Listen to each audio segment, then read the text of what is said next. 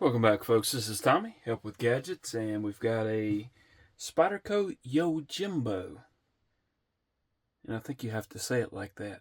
But we've got a Yojimbo to do a review of and some thoughts about this particular knife. This is another one of the Michael Janisch and Spyderco collaborations. It's kind of the middle brother to the Micro Jimbo and the Yojimbo, to kind of give you an idea of the difference in the sizes of those. And to me, this is probably the middle one is probably the one that I would prefer if I had to choose between the three. So let's get into a little bit about this knife, and we'll take a look at some of the specs, do some size comparisons, and then we'll give some final thoughts and what I think about the knife and some of that. All right, so we've got about a 3¼ inch blade thereabouts. Overall length is right over 7½ inches.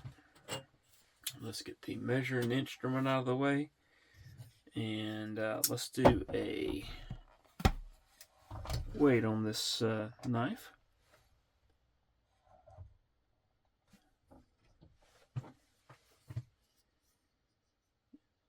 And it's coming in at about 4.1 ounces, so not too bad for a decent sized knife, in my opinion. All right, let's set this over to the side. All right, let's do some size comparisons here. We'll start out with the Eutectic binary, and we'll also do the Kaiser Sparrow. Let's do next the Petrified Fish Mini Beluga, and also the Demco Shark Cub. Alright, so give a couple of knives to look at, to compare it to. Let's also do the North Arm Sky High. And let's also put the Kaiser Militao down there. Okay. Let's do another budget knife. Let's do the Miguron Morial. And let's also bring in the Vosteed Hedgehog. The Hedgehog I would not consider to be a budget knife, but the this one, the Miguron Morial, I would, in my way of thinking. Alright, let's do the American Blade Works Model 1. And let's also do the Tactile Chupacabra. Alright.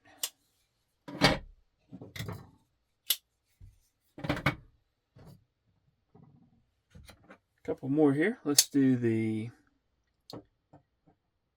CJRB Pyrite and the QSP Penguin.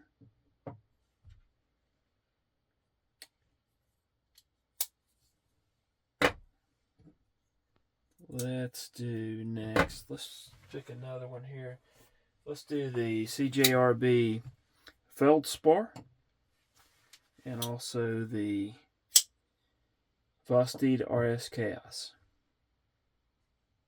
Okay.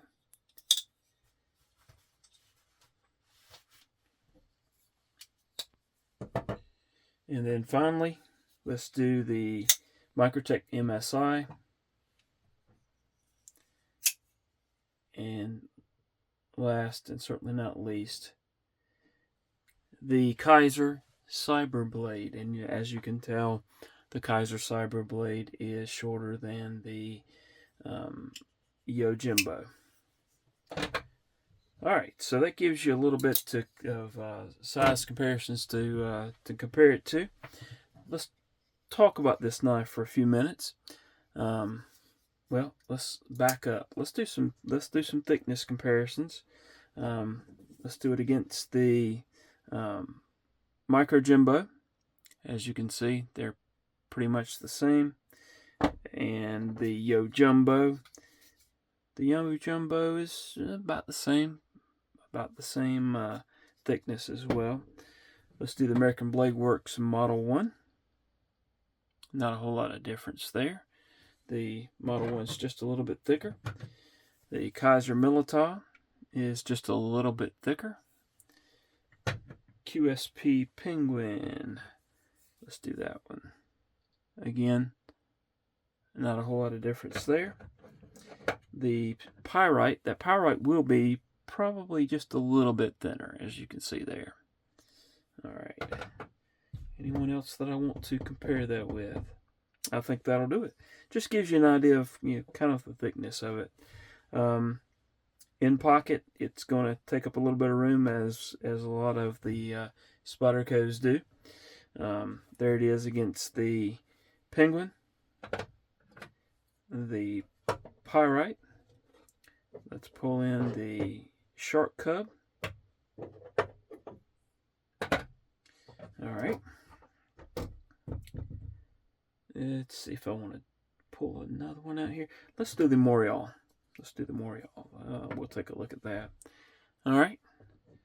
So it just kind of gives you an idea of how it might compare against some other knives. Blade steel. This is CPM S30V, as you can see right there. And then we've also got the Spyderco logo there. Michael Janich's initials there, maker's mark. And then also gold on the other side, there's gold in Colorado. So this is a USA made knife. And lanyard hole. It does not have a lanyard hole. That is something to keep in mind if that's something that you really like. The blade finish on this particular one is that I guess it would be a what's coated, and I'm not sure. I'll have to look and throw up on the screen what kind of coating it is. I don't think it's DLC, but I will look that up and put that up on the screen. No jimping on this particular knife to speak of. It does feel comfortable in hand. There's, it fits in hand well. You can choke up a little bit, but you're going to have to be careful not to get on that blade.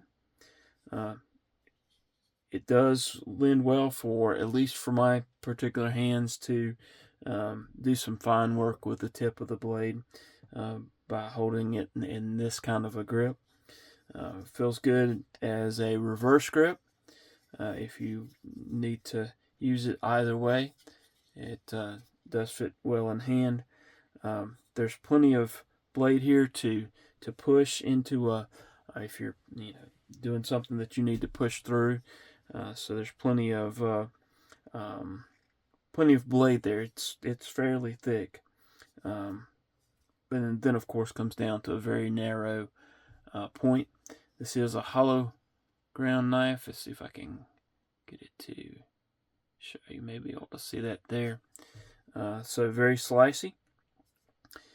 The lock is the compression lock, and it's just very simple to release that lock and to close the knife.